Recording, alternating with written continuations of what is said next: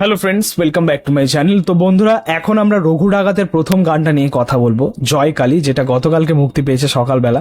আমি গানটা প্রচুর বার শুনেছি। গানটা যখন অডিও ভার্সন সকালে, একদম সকালে মুক্তি পেয়েছিল ইউটিউবে, কেউ একজন ছেড়েছিল, তো গানটা প্রচুর বার শুনে নিয়েছে, ঠিক আছে।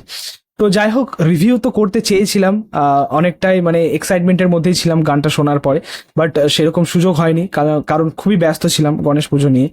তো একদমই সময় হয়নি, যার জন্য রিভিউটা করতে পারিনি। বাট এই মুহূর্তে দাঁড়িয়ে আমরা এই গানটা নিয়ে কথা বলবো।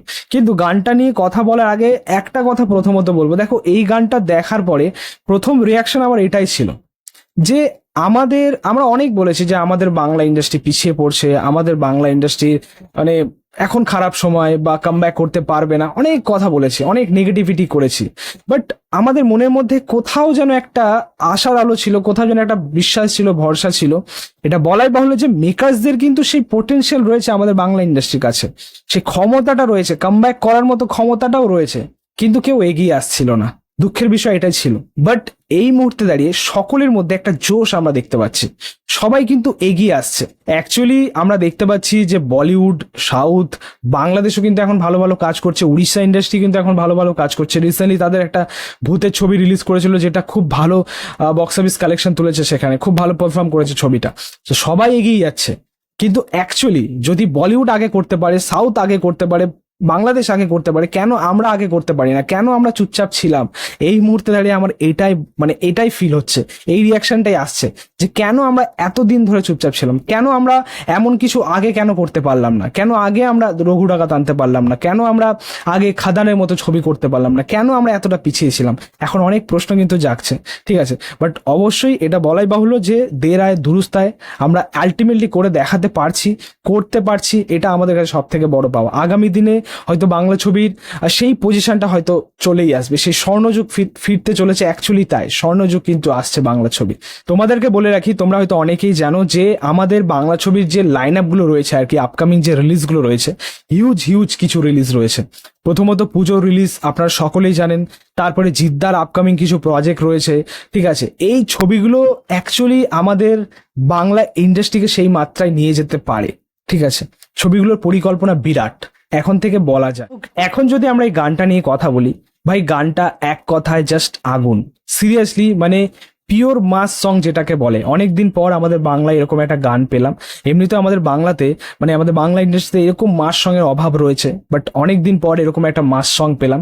সত্যি মানে কি বলবো, গানটা শুনে খুব খুশি হয়েছি সিরিয়াসলি। মানে এই গানটা তোমাদেরকে বলে রাখছি যে সিনেমা হলে কিন্তু একটা আলাদাই মহল সৃষ্টি করবে, আলাদাই। মানে এটা একটা ডান্সিং নাম্বারও বলতে পারো। অসম্ভব মিউজিকের কাজ হয়েছে, অসম্ভব ভিডিওর মেকিং হয়েছে, অসম্ভব মানে প্রত্যেকের কাজ হয়েছে গানটার মধ্যে। লুক অ্যান্ড ফিলটা বলতে পারো সাউথের মতো অনেকটা, কারণ এরকম কাজ আমাদের বাংলাতে হয় না। এগুলো সবই বলতে পারো এই সাউথের কিছু টাচ রয়েছে, ফ্লেভার বুঝতে পারবে তোমরা গানটা দেখলে, ঠিক আছে। গানটার making, look and feel, vibe দেখলেই বুঝতে পারবে। বিশাল মেকিং হয়েছে, দারুণ লাগছে সিরিয়াসলি। বলতে এই গানটা এমন একটা গান হয়েছে বা এমন একটা কাজ হয়েছে, ভাই নেগেটিভিটি করার মতো কোনো জায়গা নেই, বাজে কথা বলার মতো কোনো জায়গা নেই। আমি অনেককেই দেখছি নেগেটিভ রিভিউ দিচ্ছে, খারাপ লেগেছে, অনেকে অনেক রকম কমেন্ট করছে যে দেব মানে রঘু ডাকাত নাচ করছে বা এটা বেমানার লাগছে, এরকম কিছু কথা বলছে।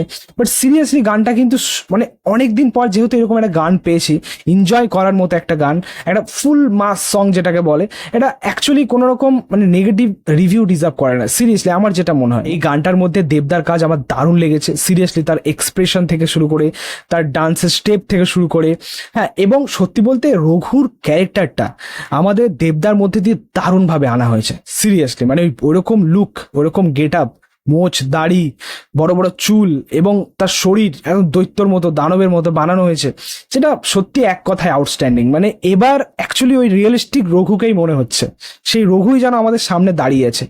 দারুণ লাগছে রঘু ডাকাতের ক্যারেক্টারটা, সত্যি বলতে আমাদের দেবদার মধ্যে দিয়ে দারুণ গেছে, হ্যাঁ। এবং ওভারঅল গানটার মধ্যে তার কাজও খুব ভালো হয়েছে।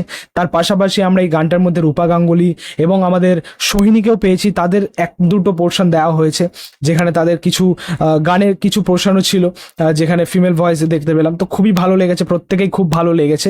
এবং পেছনে যে মানে একটা হিউজ অ্যারেঞ্জমেন্ট, গানটার হিউজ একটা ডিজাইন দেখলাম, সেখানে মা কালীর পুজো হচ্ছে, সেখানে সিঁদুরের দেখতে পাচ্ছি, খেলা দেখতে পাচ্ছি, সেখানে সকলের মানে একটা বিরাট একটা ক্রাউড দেখতে পাচ্ছি আর কি, ডান্স মানে কি বল ব্যাকগ্রাউন্ড ডান্সার সব নিয়ে একটা আলাদাই লেভেলের আলাদা স্কেলের কাজ হয়েছে। সিরিয়াসলি এটা অ্যাকচুয়ালি মানে ওই সাউথের মতো একটা কাজ লাগলো। যাই হোক, এই গানটার মেকিং এর দায়িত্বে বা এই গানটাকে কম্পোজ করেছেন আমাদের রতিজিৎ ভট্টাচার্য, আমাদের বাংলা ইন্ডাস্ট্রিতে এই মুহূর্তে দাঁড়িয়ে খুবই সাকসেসফুল একজন মিউজিক ডিরেক্টর। খাদানে কিশোরীর মতো একটা গান তিনি উপহার দিয়েছেন, যেটা এই মুহূর্তে দাঁড়িয়ে one of the biggest hit বলতে পারো, কিশোরী গানটা। তো এই গানের সুরের কাজ বা ওভারঅল মেকিং কিন্তু খুব ভালো হয়েছে, লিরিক্সের কাজও কিন্তু খুব ভালো হয়েছে এই গানটার, মানে খুবই স্ট্রং পাওয়ারফুল একটা লিরিক্স ছিল আর কি, এবং গানটার সাথে খুব ভালো গেছে, মিউজিকের সাথে খুব ভালো গেছে, সেটা দারুণ ছিল, দারুণ ক্যাচি, দারুণ এঙ্গেজিং ছিল।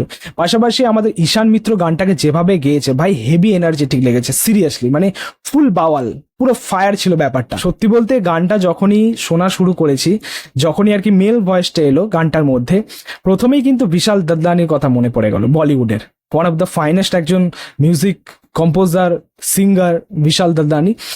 সিরিয়াসলি মানে ঈশান মিত্র যেভাবে গানটা গেয়েছেন অবশ্যই খুবই এনার্জি সহকারে, কিন্তু যেহেতু বলিউডে বিশাল দাদলানি এরকম এনার্জেটিক গান তার জন্য সেই ভাইবটা লাগছে, মানে সেরকম ভাব আসছে, এবং ভয়েসের মধ্যে কিন্তু অনেকটা ম্যাচিংও পেলাম। ঠিক আছে, মানে এই টাইপের গান কিন্তু তিনি এর আগে গেয়েছেন বিশাল দাদলানি, এর আগে তিনি খালিবালি গানটা গেয়েছেন, ঠিক আছে, যেখানে আমরা রণবীর সিংকে দেখেছিলাম। তো অ্যাকচুয়ালি ওরকমই কিন্তু মেকিং হয়েছে এবং ওরকমই কিন্তু গানটার ভাইব পেলাম আর কি ওভারঅল। সো খুবই ভালো গেয়েছে আর কি ঈশান মিত্র, পাশাপাশি শ্রেয়া ভট্টাচার্য ফিমেল ভয়েসটা দিয়েছেন।